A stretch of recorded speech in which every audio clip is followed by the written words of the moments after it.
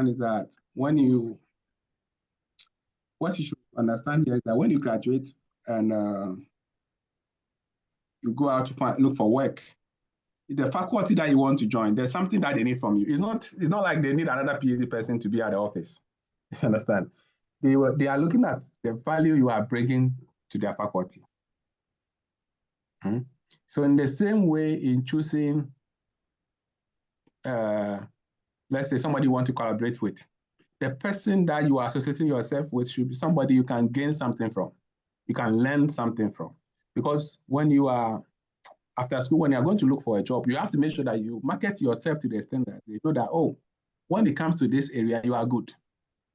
And some of those information, they might get them from your work. You understand? Yeah, they might get those information from your work.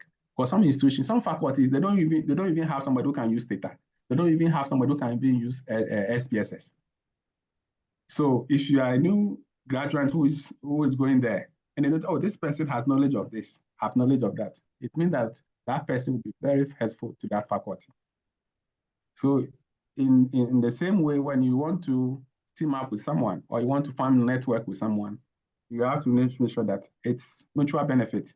The person is bringing something that you might not have time to focus your energy on. There are some people that when you team up with, they are very critical of works, your review, your work, your write-up. So there are some people, when you are even collaborating with them, you notice that after you have done your work, you have to give your part to them for them to critique. Then they will also give their work to you for you also to critique. Then later you sit down and argue on it before you come out with something. So I think that collaboration is very important in this work. And teaming up, you have to make sure that you are teaming up with someone that I know is of a benefit to you. You understand? I know that you are learning one or two things with you. And a good aspect with research that I can tell you is that it will widen your network, because once you are working on a particular area, you become popular and the people will contact you for collaboration. And that is good. Yeah, sometimes you'll be there, someone will say, oh, can we work on this? The person doesn't know you in person, but maybe he has read your work and he felt like, oh, I can learn something or two from this person. So why don't I contact this guy? Oh. So I think we should, as young academicians, they have to rely on each other. Teamwork at this level, you don't compete with your colleagues. There's no competition. Okay? There's no competition because I know that we are all focused on different areas. So what you have to understand is that make sure you team up with your colleagues which you think have certain knowledge that you might need, or the person also can also get something for you, team up with him. Oh, let's do this. You do this, I do that. Let's do this. And that will help. So for those who are still in school, I think you can identify among your own classmates, you can identify, oh, there's someone in class who is good in a particular area. You can team up with that person. Maybe that person is also not good in a particular area. You complement that person in that respect. That's how it starts. You have to start from somewhere. So when you can do your work and give it to your own colleague, can you read this and give me your view on it?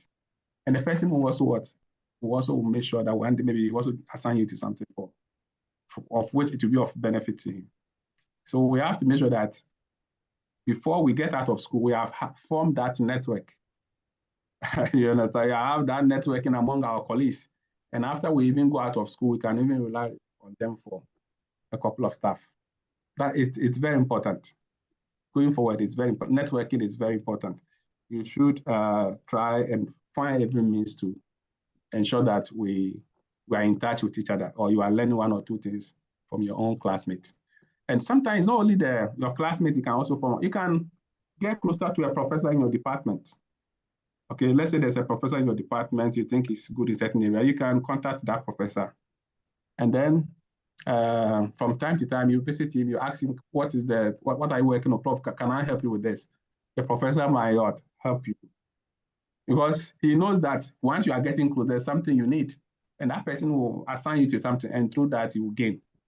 Because you have to know that once you are a researcher, you are in constant learning. You are always learning something new. So you have to always make sure that you get close to people where there's something for you to take away. That's it. Because the professor might use your time and ask you, do this for me, do that for me. But at the end, he also might try to assist you while you're there, and you learn something. Just by having someone's name on your paper might open the door for you somewhere. Or just by teaming up and working with someone on a certain paper might also help you to learn one or two things. So I think my advice to my fellow colleagues and also students is that we should try and network more often, and that will ensure our own personal growth. It's good. It's good. So Kwame, that's my take here. Oh, okay. Thank you so much, Doc. So because of time, we will bring the session to an end, but then there are two questions in the chat box. The first one is asking if you have a research institute for young economists to join. Well, actually, it's not something I've thought of. I think I will give it a thought. I think what I've done here is that I created a group of which I normally share books in that group. That's what I've done. But I think this is a good idea. I'll try and give it a thought. I think one last thing for me, I didn't touch on. I think we didn't touch on the relationship with professors, how we should relate with our professors. We never touch on it.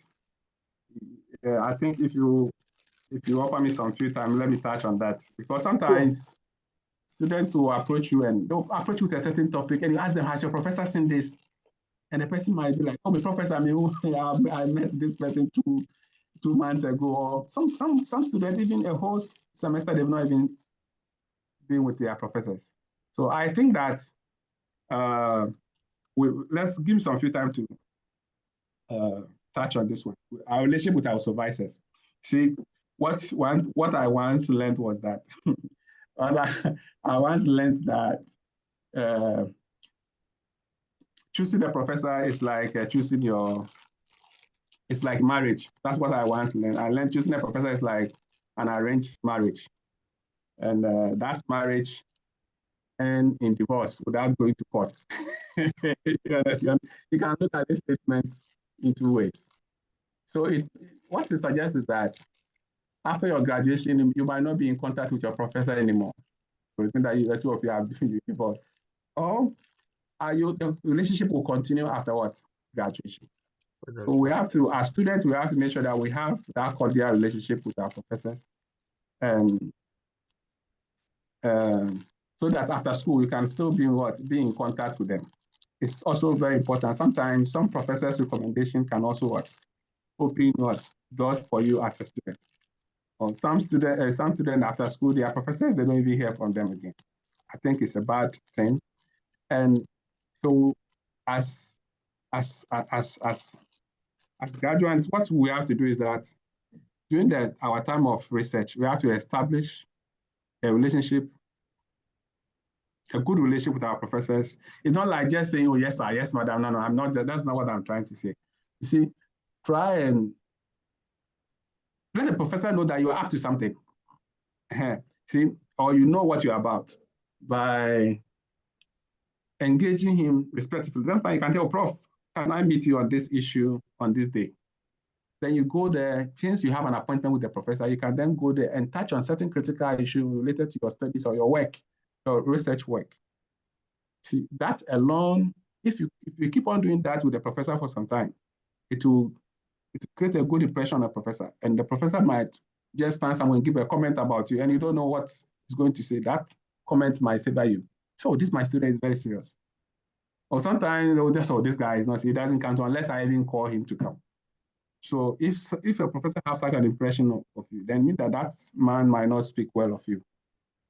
So I would advise that as we go through our research, we also find a way of presenting ourselves as what? Good or responsible people. And it shouldn't be like, oh, you just decide on your topic with the professor, you ignore the person. The person has to, from time to time, have to call you. Or come and see me. Don't wait for your professor to call you or make an arrangement with you. Always, you try to be the one initiating the meeting. So, Prof, I want to meet you. I want to do this. I want to do this. It's a very good thing if you don't know. I think that If any professor has a student who always wants to engage in academically or intellectually, that professor will like that student. So it's something that I think we have to take into consideration and make sure that our relationship with our professor doesn't end after graduation. That's what I can say. I can share my own experience, but I think that given what I know, I have to give you that advice. Because sometimes my professor can send his students' paper for me to look at it for him. If I don't have a good relationship with him, he will not do that. He will not send his student paper that, oh, look at this my student paper and give me a comment. He will not, because I've established a certain relationship with him, then he knows the kind of person I am. So we also have to make sure that we create that impressions with our professors and know that, oh, we are serious. Yes, we are serious with our work. And showing me that always is the one putting pressure on you to come and visit. That is very bad.